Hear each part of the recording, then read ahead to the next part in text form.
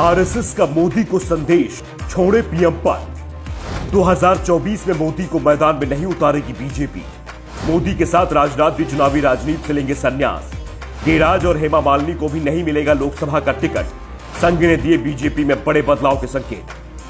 PM Modi का करिश्मा अब चूकता दिख रहा है। आरएसएस को भी अब पीएम मोदी पर भरोसा नहीं रहा है। मोदी को भी एहसास हो गया है, इसलिए आजकल वो योगी आदित्यनाथ की तारीफ कुछ ज्यादा ही करने लगे हैं। यूपी चुनाव में पीएम ने योगी ही उपयोगी का नारा उछाला तो तेलंगाना में योगी को साइंस का विशेषज्ञ और तेलंगाना के सीएम केसीआर को अंधविश्वासी बता दिया।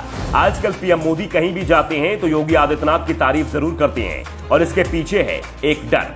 जी हां, मोदी अब योगी से डरने लगे हैं। योगी आदित्यनाथ की लोकप्रियता आज बीजेपी में मोदी से के बाद सबसे ज्यादा है, लेकिन मोदी का विरोध करने वालों की तुलना में योगी से नफरत करने वालों की संख्या बेहद कम है। यानी लोकप्रियता में योगी मोदी से थोड़ा पीछे हैं, लेकिन उनके विरोधियों की लिस्ट बहुत छोटी है।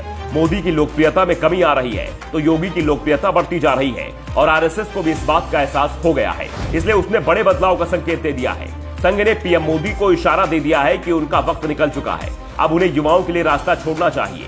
और सिर्फ मोदी ही नहीं बल्कि दिल्ली में योगी का कवच बने राजनाथ सिंह को भी राजनीति से दूर करने के संकेत दे दिए गए हैं। संघ के इशारे पर दिल्ली में जेपी नड्डा ने पार्टी दिग्गजों की मीटिंग बुलाई थी। इसमें पीएम मोदी तो शामिल नहीं हुए, लेकिन उन तक संघ का संदेश पहुंचा दिया गया।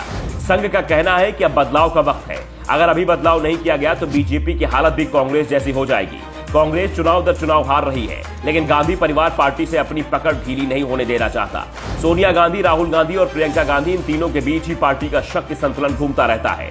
राहुल कांग्रेस के मात्र सांसद हैं, लेकिन वो पार्टी के अध्यक्ष की हैसियत से फैसले लेते हैं, तो प्रियंका गांधी भी पार्टी के हर फैसले में अहम भूमिका अदा कर रही हैं, जबकि पार्टी के दिग्गजों को साइडलाइन कर दिया गया है, जिसका नुकसान कांग्रेस को हो रहा है। लेकिन गांधी परिवार कांग्रेस के नुकसान की कीमत पर भी ताकत अपने हाथ से जाने नहीं देना चाहती।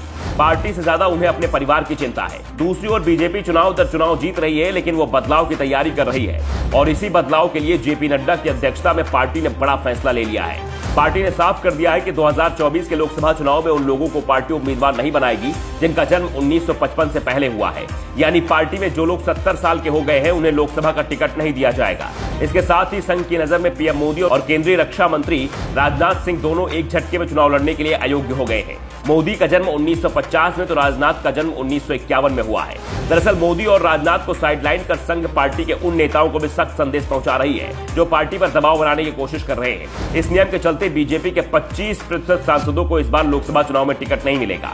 मथुरा से सांसद हेमा मालिनी भी इस बार चुनाव नहीं लड़ पाएंगी। इसी नियम के चलते गाजियाबाद के सांसद वीके सिंह, चंडीगढ़ की सांसद और अनुपम खेर की पत्नी किरण खेर, इलाहाबाद से सांसद रीता बहुगुणा जोशी, बेगूसराय से सांसद गिरिराज सिंह जैसे 80 से ज्यादा लोगों के टिकट इस बार बीजेपी काटने की तैयारी कर रही है।